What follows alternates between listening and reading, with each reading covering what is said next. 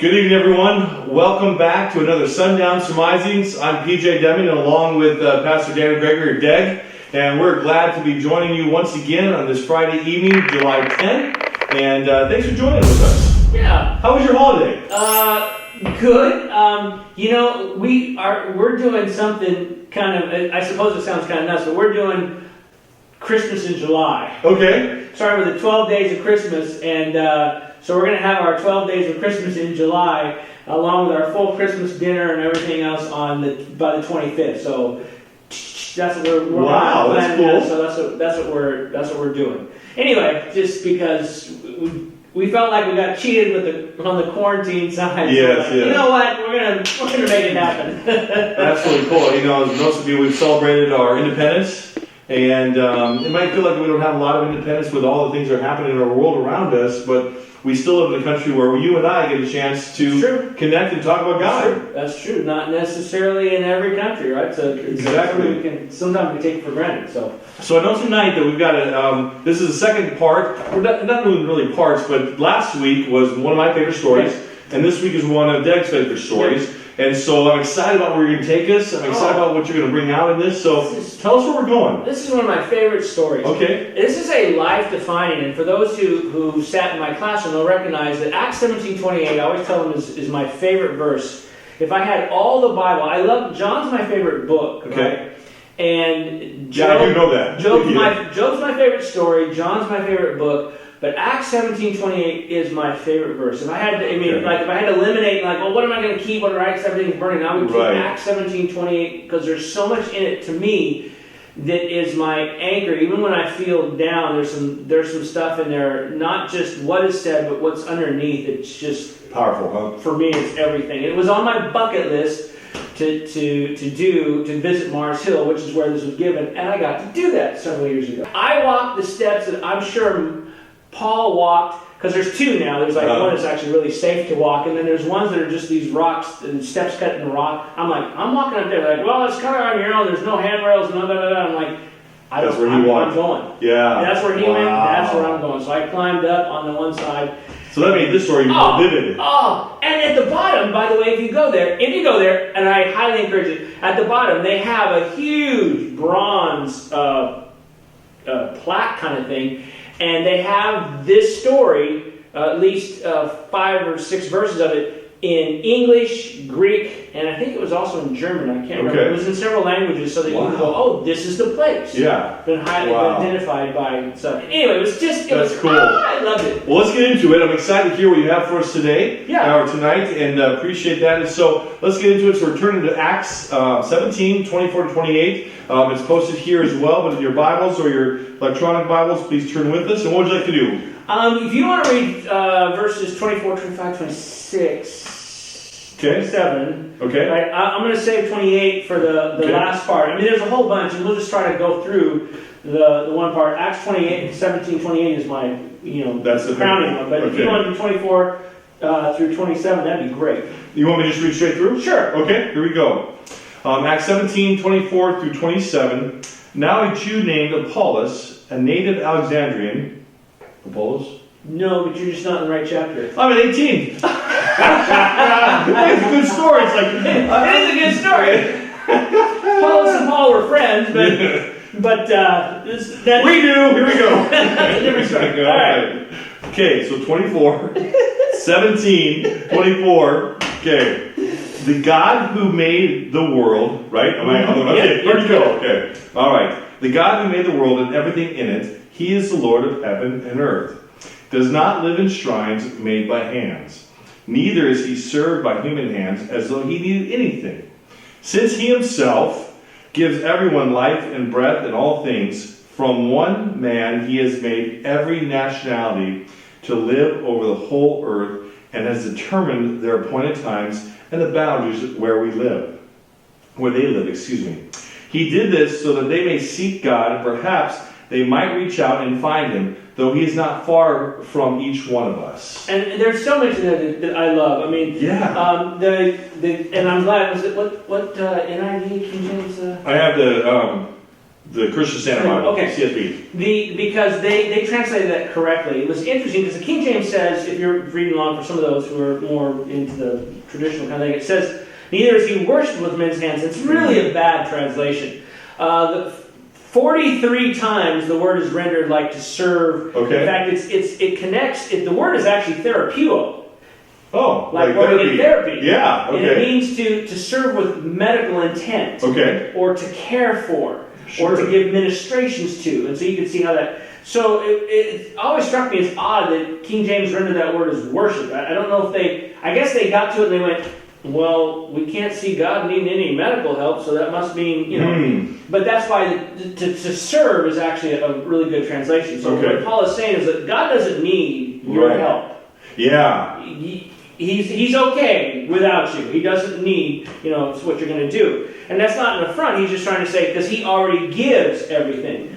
Then it moves on, and I like it. It said he made all nations. From one man he made all nations, or how did it say? Every nationality. Every nationality. The King James, the Greek there is ima, which means one blood. And the ice literally means, with that there, it means to function as a unit. Okay. And so what God is saying here, and I don't want to diminish because I don't want to get into political, but God is saying, just through Paul, in several different places, right? There's no Jew, there's no Greek, there's no Scythian, there's no this, there's no barbarian, there's no male, no female, right? Very big on breaking boundaries down. Okay. God is always breaking boundaries.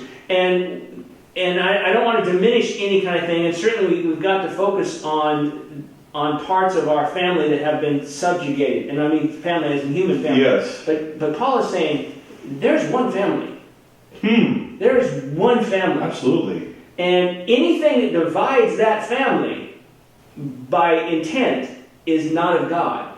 Wow. And that to me is something that is powerful, and we forget in times where we want to politicize stuff, or we want to make statements about our neighbors or immigrants or this country or that country. Right. Or in World War II, the Germans. So my family, right, I'm Scotch and German immigrants, but my grandfather and grandmother immigrated, and my father, speaking German, but he was in America, and it was hard. I remember him saying, here he is going as an American soldier. He was a medic, but to fight his countrymen. To fight could be cousins. You wouldn't know, right? Wow. And it's like, and you can imagine, God's like, what are you doing? Right. His question to Cain, your brother's blood is crying from the ground. Your brother's blood is crying from the ground. Cain's like, well, am I my brother's keeper? And God's answer is, yes, you are. Yeah. And Paul is simply reiterating that. It says, he is made of one blood. Everybody. And that's what Paul is saying, right? From one person, we would say Adam and Eve. But that's the same thing he called into question with Cain. He says, your brother's blood cries to me.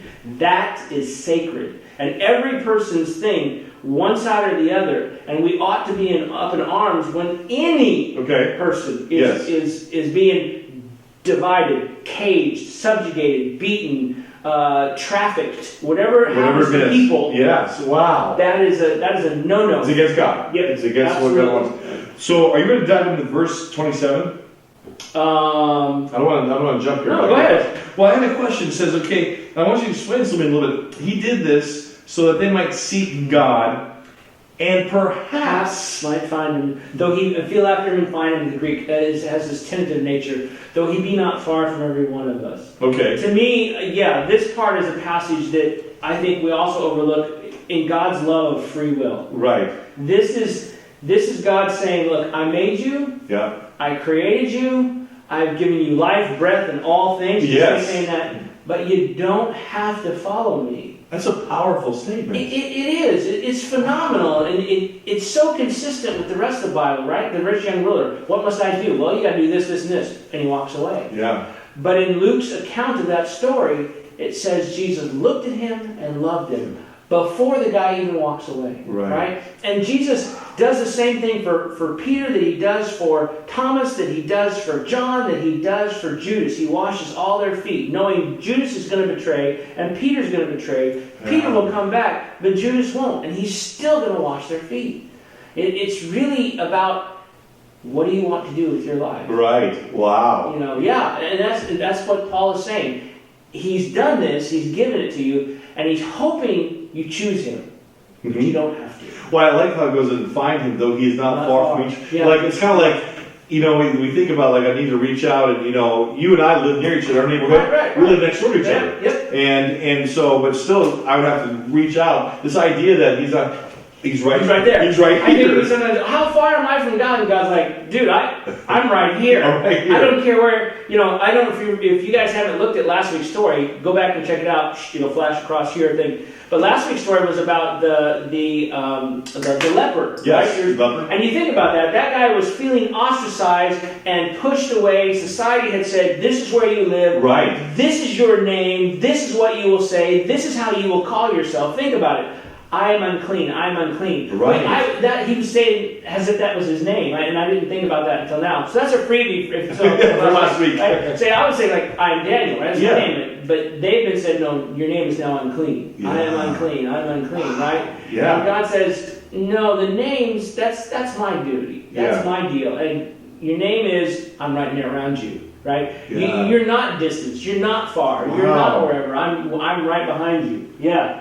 That's such an amazing picture. And now I want to go with Deg for a moment back to that journey where you stood there, where you were there, and I want you to take us to verse 28. Okay, so just set the tone for us for a minute, and then lead us into 28. Okay. It is so cool, and again, if you get a chance. So the Mars Hill really isn't that big. But it's in between the big agora, which is what you would call like a shopping place, a market down below, and there's a bunch of famous, you can look online and kind of thing, is down below, maybe a couple hundred feet. And then a couple hundred feet up, maybe you'll get a little more, is the, not the Pantheon, what they call it, but where you've seen the famous, huge temple of Zeus and Aphrodite, and it's up on the top of the very top of the hill part in Greece. So if you look at pictures of Athens, and you see that at the top, that's there. And if you're at the right angle, halfway down is Mars Hill. And then down at the, quotes, bottom is the agora, the shopping place. Okay. So Mars Hill is in between. And so I remember walking up, everybody's kind of going around the other side, and I'm like, I'm going up this side. Right? Okay. I want to go up, but I know where Paul would have gone. And so I walk up to the side, and I stand there, and I look down. Okay. And I look up. Wow, yeah. And I look down, and you're twixt and tween heaven and earth in a sense. Right. That's how they've done it. And in verse 23, we didn't read it, but he starts off his conversation with these people. I've noticed you guys are very religious. You even have a statue, and I don't know if he's pointing up. I don't know if he's pointing down, because there was gods down there. Sure. And you have one that's to the unknown God. I'm going to tell you about this guy that you don't know. And he begins his conversation. Yeah. And this guy did only this, and this woman deity did only this, and the God is in charge of this. But the God I'm telling you about is Lord of heaven and earth. It's everything. In fact, the word he uses is cosmos, which is heaven above and earth below, what they would call Hades. Or Hebrew would be Sheol. And it's like, I'm telling you about everybody. And the reason to me it goes so visually powerful is because he's literally standing in between. Yeah. Wow. And he's like, and this God, over all of this, has made everybody free and slave, right? Yeah. The people who are working down there versus the people who are the priests and stuff who are there. He's made everybody of the same. He's not worshipped by men's hands. And of course, that would have been right there as they're looking all of their temples to worship, right? Yes. Or served, right? Therapeuo, which would have been the healing and the herbs and stuff being sold out here. It's like everything about this thing is so well crafted. It's like Paul knew his audience. Yeah. Which is what profoundly impacts me from verse 28. Okay. And I want to take you to verse 28. But there's a couple things I want to give you so you have a background. Most of 28 is not Paul's words. Now, I don't mean that Paul didn't say them. Paul did.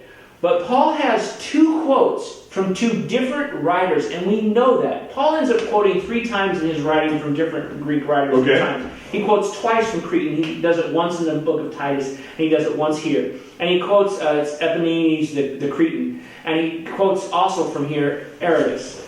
And the first part of 28 is, for in him we live and move and have our being. And that is a quote from Epimenes, the Cretan. right? That's a quote from Epimenides the Cretan. For in him we live and move and have our being. And he is saying that's, you guys got it right. Mm-hmm. Because his next part goes, and this is Paul's interjection, as certain of your own poets have said. Okay. Right? So he quotes, and they would have been aware of that. He quotes their writing, he quotes their authors, and he says, as certain of your own poets, you guys got this right. And then he ends with a quote by Aratus in a poem, and I'll tell you that in a second. For some of your own poets have said, we are also his offspring. And the quote by Aratus is in a poem about Zeus. Okay. It's about eight lines, I think it is, or maybe it's 12 lines. I don't remember exactly how many it is. But the whole poem is about Zeus. But instead of Zeus, he's saying, this God is what you think Zeus is. That's who this God. Because every single line, in fact, he chose the only line that actually just about doesn't mention Zeus. For Zeus is this, and Zeus is this. And he uses the one line that's basically doesn't have Zeus. It's just a reference about Zeus' ability. For we are his offspring. Wow. And he says, that's this God, not Zeus. And to me, there's so many. It's not just that is my favorite line, and Ellen White uses it to describe relationship with God. For anyone we live and move and have our being, a bunch of places. Desire of Ages, great controversy all over. But what's profound to me, and why I enjoy teaching world religions and having conversations with people and encouraging them to become educated Christians. Christians, from my viewpoint, ought to be the smartest people on the earth. And what I mean by that is, we ought not to shy away from being educated at all. Because Paul clearly was. Mm-hmm. I mean, he is giving a tacit approval. He's not saying get lost in world philosophies, but you ought to know your people and know your audience. Right. He set them up to the unknown God. He obviously had walked through, he already said he walked through their places. He walked where they walked. Yeah, he understood. He ate where they ate. He's standing where they stood. He acknowledged both places, and he lifted their eyes somewhere higher. He quoted their writers and gave them something greater to look at. And to me, that is the call for every Christian, especially a theologian or pastor. So when sometimes people say, well, why should we read this philosophy, or why should we understand this science, or why should we follow this narrative, or whatever, it's like, because you don't know what you might need for bait on a hook to catch somebody. Right. And Paul was prepared. Wow. And to me, that is my life. This is my life thing. And if any of you have ever gotten a text from me on my phone, you'll see that I have, as part of my automatic kind of line, which echoes from this to me, Paul's statement is that my life, Christianity is not a part of my life. Right. My life is a part of Christianity. And that's what Paul is saying, is the picture is bigger than me. Right. Well, just when you're talking about near the end, Paul is really resembling what Jesus did. Yes. By walking through, understanding where they're at. I mean, he's really being in that same kind of picture. Becoming all things, in a sense, like, to be thirsty with the person who's thirsty, right. Sleep with the people asleep. Yeah, that's true. Wow. Well, thank you for that history journey, but also take a chance and read the entire chapter. Yeah. Because there's powerful things, especially what you described about being involved with their community, understanding that. And we want to be equipped. We want to be ready to be able to talk to people, and as you said, kind of a bait on the hook. You don't know. And so this might be one of those things, as pieces for you, for this coming week, that you can use to have a conversation with someone else about Jesus Christ and how important He is for all people. We are one blood. Yep. Yeah, I love that. One, all together. Hey, if you have any comments or questions or observations, email us at principal@MontereyBayAcademy.org or dgregory@MontereyBayAcademy.org, and we'll see you again next week. Bye. Bye.